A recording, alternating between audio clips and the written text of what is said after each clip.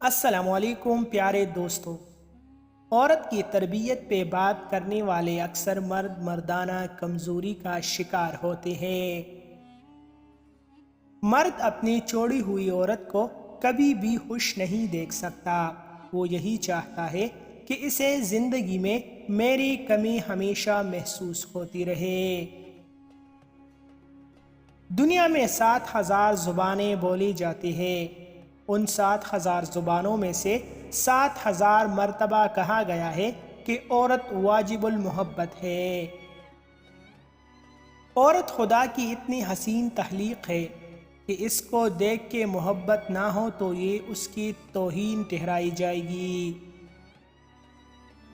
جانتے ہو، سب سے بڑی ذلت اس عورت کے مقدر میں آتی ہے جس کا شوہر کبھی اپنی بیوی کو سپورٹ نہیں کرتا۔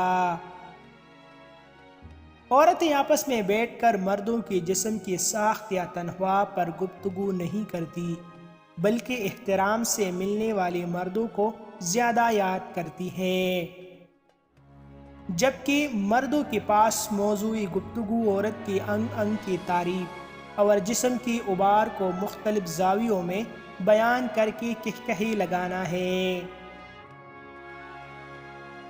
مرد خود محبت کی بھیک مانگنے پر مجبور ہو جائے گا اگر عورت دو کام کرے: مرد کو بالکل بھی لپ نہ کرائے، مرد کو ایسے اگنور کرے جیسے اس کا وجود ہے ہی نہیں۔